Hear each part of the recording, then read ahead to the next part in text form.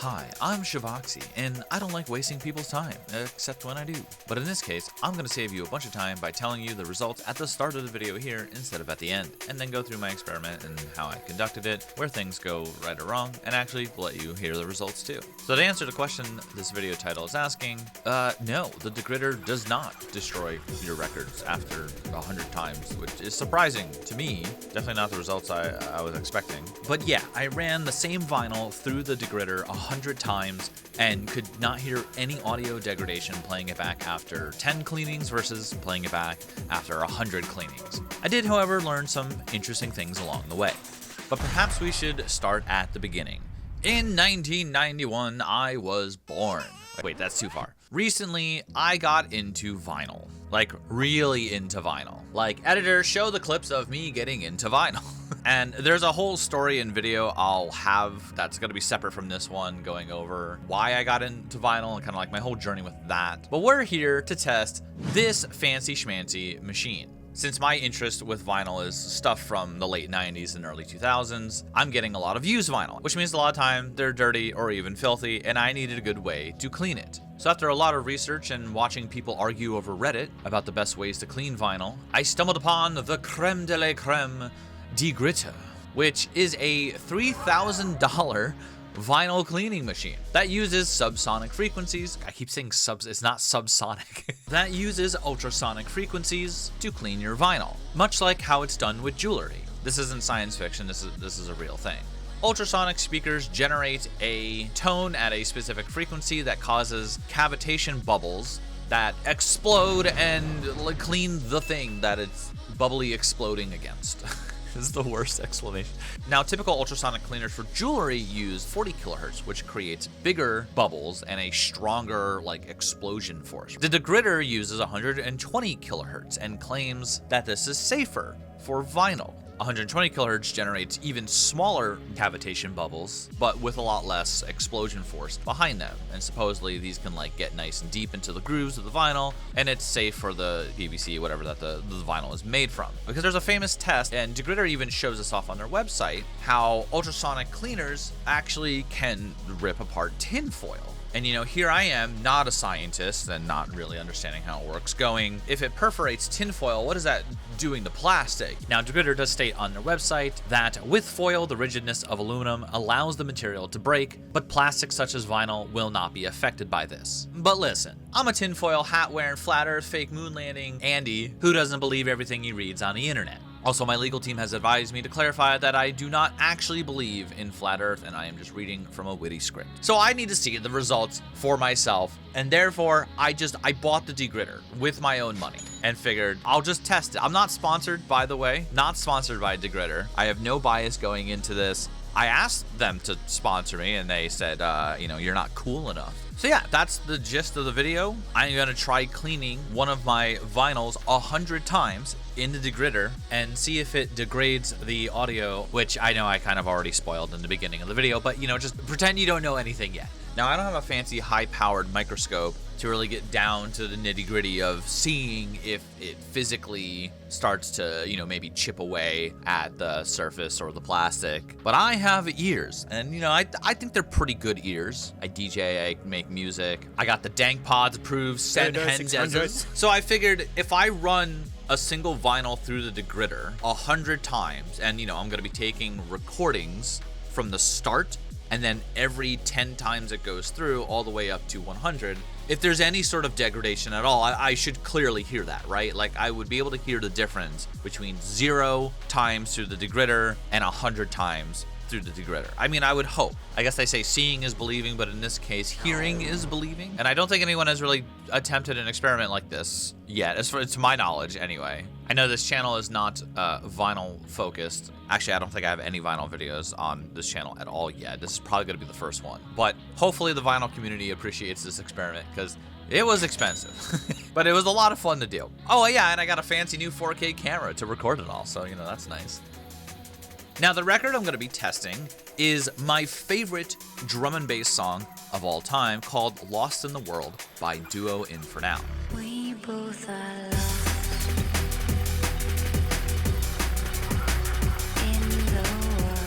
I have 2 copies of this, and I'm gonna be testing on the copy that I think is slightly worse. And the reason for that being is this has a very distinct kind of sharper sound on the higher end frequencies. It's really prominent in certain areas, like this middle section breakdown where it's like, wow, wow. You can kind of hear on like the high end of the wub bass, especially in the left speaker. It's very sharp. You know, you hear like this kind of like crunchy sound on top of the wub, where that doesn't happen in the original. Now I have my other vinyl recording, which if we play that, you can hear that sharp sound isn't really there. Nor is it present on the digital version of this song. And this is a digital copy sent to me by one of the artists from Duo Inferno directly, so I know it's legit. Now I can't explain why there's a weird sharp kind of like overlay only in the left speaker on this particular vinyl. It may be a bad pressing, maybe it had a bad needle play over it a lot, you know, maybe it's like a DJ copy, I don't know. If anybody out there has any ideas or would know what could cause this one copy of the vinyl to sound different like this, I would be very curious to hear. Let me know in the comments. Is it a bad pressing? Is it groove wear? But it was just something to note. This is the vinyl we're testing with. Overall, the quality of this sounds pretty great. We'll also be taking a look at each recording in a spectrogram to see if there's any differences there that maybe we just can't perceive with the human ear. So the first thing I did was record this vinyl without cleaning it at all. So I have a totally raw recording, 0 cleans through the Degritter. It was dirty. There's definitely some crackling, statics, pops, all that good stuff. After that, I de-staticked the vinyl with my static gun and then gave it a gentle brushing to get rid of any big debris before putting it into the Degritter for the first time here. I cleaned this twice, and now I am using the highest wash power setting, which basically just it rotates it 4 times entirely. So I'm doing the full 4 rotations every time I run it through. We're starting at runs 33 here, since I've obviously used the Degritter for other things before, meaning by the time we finish, we'll be on runs 133. And this has a nice built-in counter so that I can keep track. So I cleaned the vinyl twice with the included cleaning fluid that Degritter supplies, which is supposed to be like a gentle anionic surfactant, as they say on the label. Do I know what that is? No, I'm just trusting them. But yeah, we ran it through twice with the cleaning fluid, took a recording after that was done, and then I switched the tank out to just distilled water so that the cleaning fluid isn't really a factor here. I just wanted it for the initial wash to get rid of a lot of the dirt and dust that was on the vinyl to start. And even though this is not what the video is about, I'm sure people will be curious. Yes, it actually cleans pretty well. It's not magic, of course, and it won't fix like physical scratches. It can definitely still get rid of like some of the bigger, more egregious pops and cracks, such as from this other vinyl I have here by Airwave called Alone in the Dark. This is from 1999, and playing this back before cleaning, it definitely has some really bad popping and such. But all of that pretty much went away after running it through the Degritter just a couple times.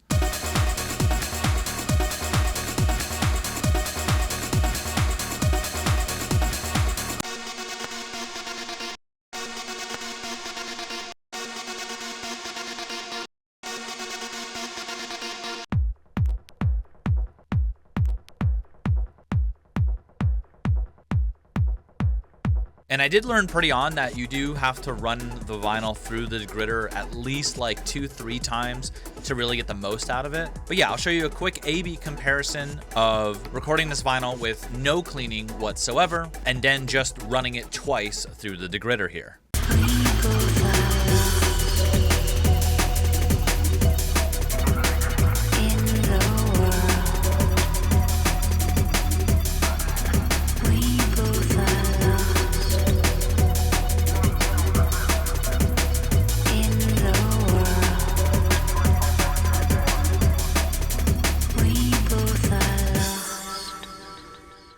The difference is probably hard to hear, and I know YouTube compression really isn't going to help here. I had to rebalance the audio as well to get them on the same level, since I did accidentally record them at different volumes initially. But everything does sound a little bit more clear, especially on like the high-end frequencies on the recording after 2 cleanings than the initial recording. It becomes a lot more obvious when I play back a very quiet part of the song. Take a listen to this.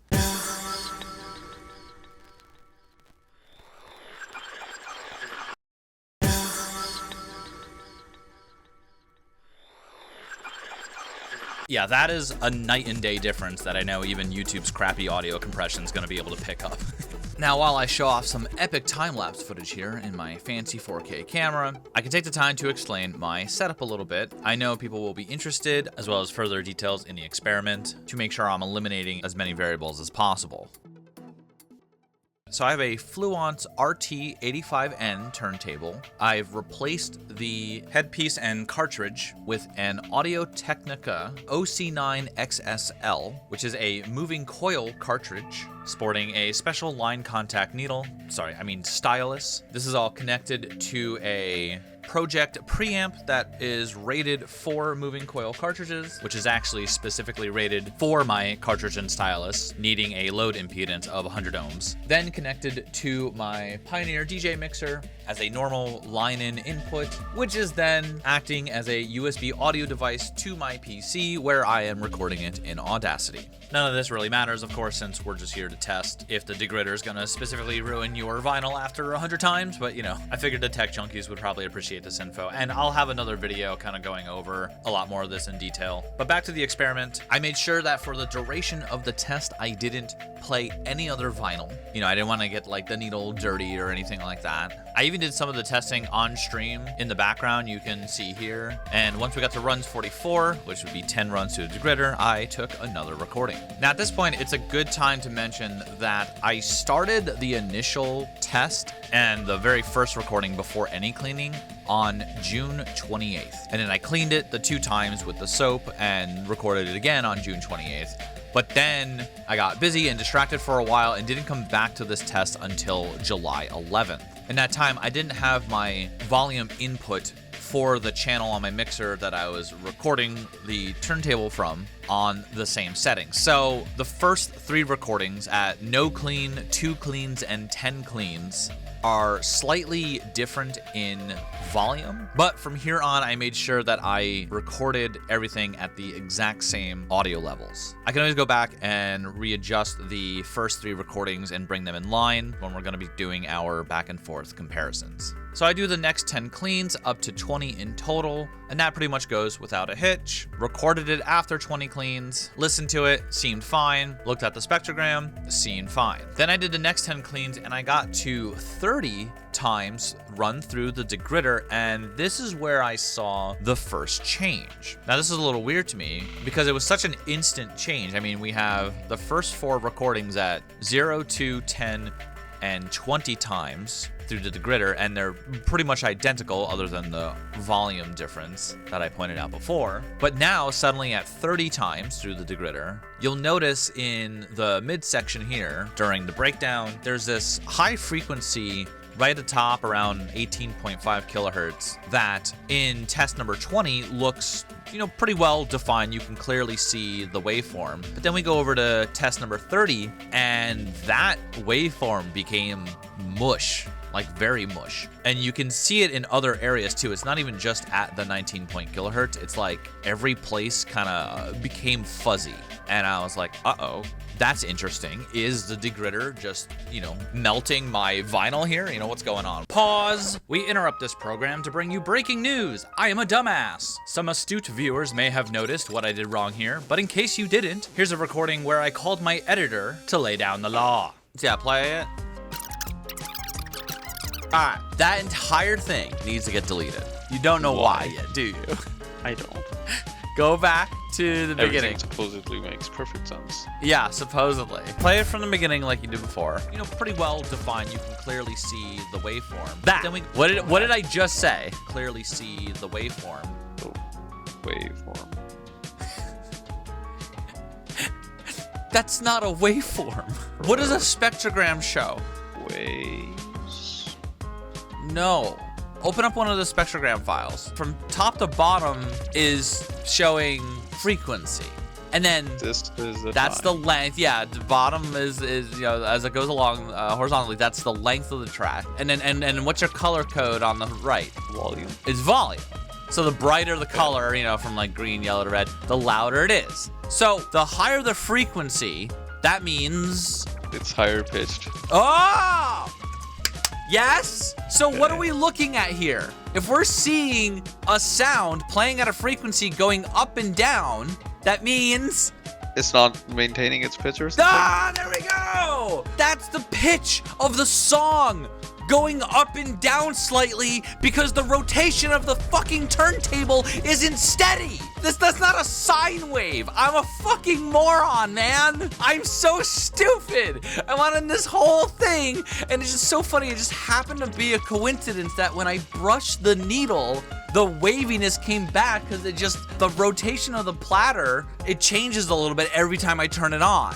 And it just happened to go back to a more wavier one. This is a real measurement for turntables called flutter, which is how consistent it can keep the exact same speed every rotation. It's just the turntable not playing at a perfect speed. And I went over this on stream and everyone was like, oh yes, you're so smart, Shivaxi. That makes perfect sense. It does make perfect sense. Right, nobody questioned it. So yeah, there you have it. I had some wires get crossed in my brain. I don't know, I was like so confident about this. And we had to throw out like 3 minutes of footage where I thought cleaning my needle fixed this when there was nothing to fix. So dumb. I'm glad I caught it before we released the video. That would have been very embarrassing. It's still embarrassing. But yeah, anyway, back to the video. I continued to clean the vinyl all the way up to 50 times. Now run through the Degritter. This is also where I changed the filter and everything because you're supposed to change this after 50 runs. I changed the water in the tank, made sure that was all fresh, and then I recorded the vinyl at 50 times. Except before I did, I made sure to just gently brush and clean off the needle. Not because I was looking at the spectrogram thinking it was a distorted waveform and a dirty needle. No, not me. I would never do that. So anyway, at this point, I compared recordings 10, 20, 30, 40, and 50 all back to back, and there's no difference so far, not to my ears. And again, I'll play this for you here. I don't know how well YouTube's compression is going to work with this sort of thing. I will try to upload this video in 4K in the highest quality we can, but yeah, there's no audible difference to my ears.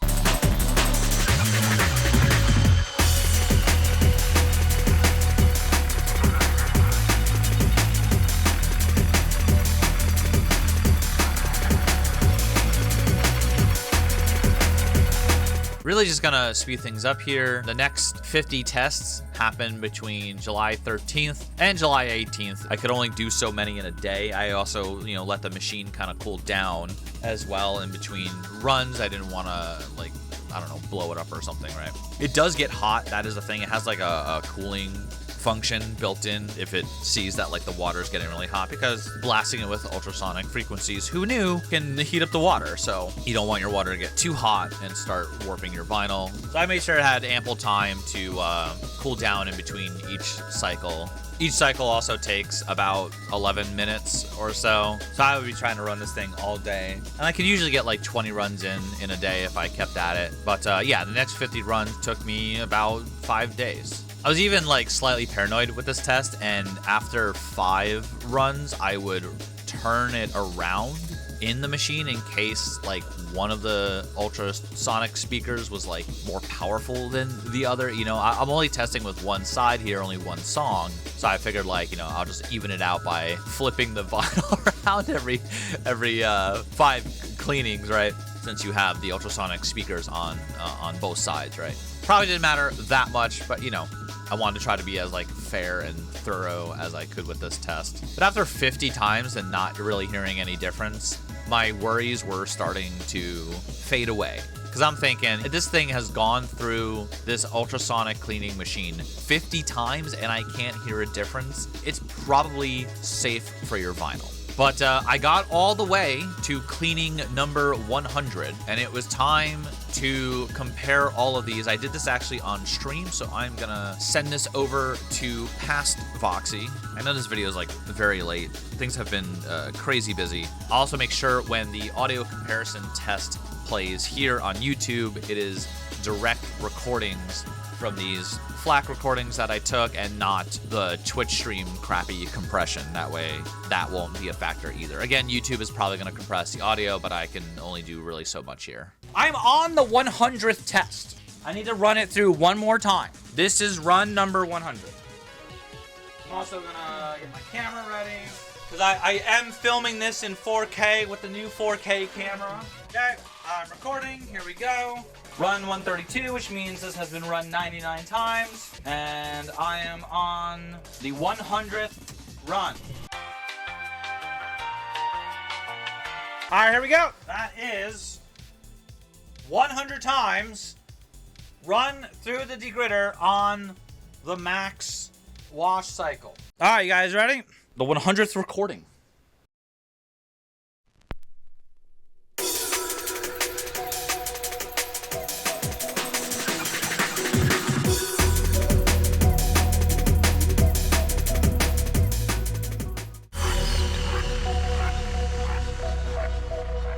In the world. There we go. Yeah, still sounds pretty good, but we do need to compare it to the original recording. So we have all these lined up. Gee, I wonder how this is going to sound if I just play it like this. You can see the volume difference here. I know that number 1 was about 1 dB too low. So I'm going to increase that by 1 dB. And then number 2 was about 5 dB too high. So if I do that, everything should now be lined up to the same volume. For a listening test, I think we're going to do 0, 2, 10, 50, and 100. I think these are the ones that are really going to matter. So we have all these lined up. Here we go. Turn up your speakers. I'm going to mute my mic. And we are just going to A-B comparison. Let's go.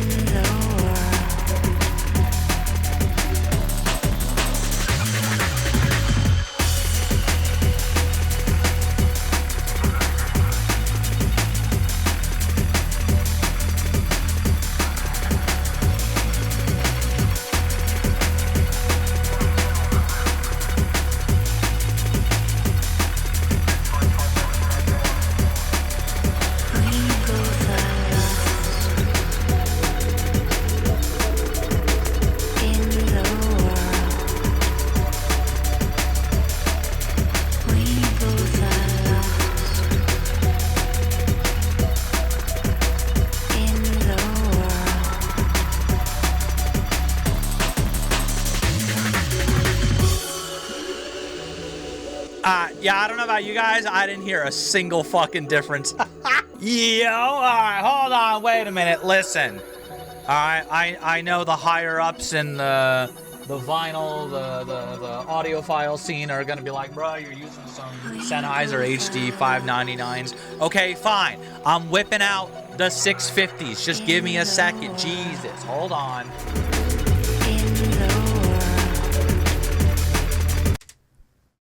You know, honestly, I think honestly,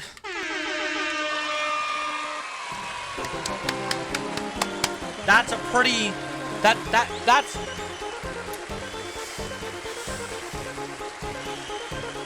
pretty good. I don't know. I don't hear shit. Like, what? Okay. I do hear a difference between before I cleaned and after I cleaned. The very, very first take with no cleaning definitely sounds more muffled because it was dirty. It was a used record, right? And then after that, at 2 cleanings, it opened right up, you know, super, very nice. And then from here on, after 10 cleans, 50 cleans, 100 cleans, it sounds literally no different. I'm genuinely surprised and also like relieved that the $3,000 purchase seems to be worth it. I think 100 times is insane and definitely more than enough, right? To kind of come to the general conclusion of like, I don't have like any qualms about using this on my vinyl. Even like my super precious rare elemental P vinyl, you know what I mean? Like, that's great. What I want to do now is the Specky comparison. If I open all these up in Specky, since we can't hear a difference, which I think is the more important part, but I do want to see, you can visibly spot a difference in a spectral analyzer. Here is the song in spec. This is no clean. Here is after 2. Okay, we can see a difference there. If we go back and forth, we can see there was like extra noise, it looks like, especially in the higher end, which is probably the dirt that we were hearing getting picked up. That is now clean, you know, especially in like the bigger breakdown stuff. It got a little cleaner. Cool. This is after 10 cleans. Between 2 and 10, pretty much nothing really that I can tell. Let's go to 20. This is between 20 and 10. Really no difference. There's a little bit of that shifting because I'm trying to perfectly line up the whatever, but really pretty much nothing. Now let me compare 100 to 10. This is 10 cleanings, this is 100 cleanings. Do we see a difference? Ooh, you know what? It does look like at the very, very high end, it got a little, like you can see like this blue strip in particular gets darker, right? This is 10 and then this is 100. So I don't know if that's good or bad. Am I either losing data on the high end after running it through the Degritter 100 times, or is it actually cleaning more and like getting rid of surface noise in the background? That I don't know, but I still heard no audible difference. I mean, this is way beyond the range. I'm not hearing shit at 22 kilohertz. You know what I mean? Way beyond the range of human hearing anyway. It darkened at like 70. More so at 80, actually, I would say. Maybe this could still be the case of like the needle's not perfectly clean. You know, there's so many like variables to this sort of thing, but I think the main takeaway is just I can not audibly hear a difference. Pretty conclusive results, I'd say. I'm pretty satisfied with that conclusion. That's pretty neat. This was a fun experiment, fun test. Glad to do it. Should I hang the vinyl up like on my back wall? Right? I'll just never play it again, but I'll tack it to the wall. You know, the 100 degrittered vinyl. So there you have it. This is a really fun experiment to do. I hope this info is valuable to someone out there. I mostly just did this for myself because, you know, had to make sure my $3,000 purchase was justified. But yeah, I'll leave a few small clips of the recordings I took between the different number of cleanings if you'd like to compare for yourself, linked in the description below. I don't have any fancy outro or conclusion for the end of this video.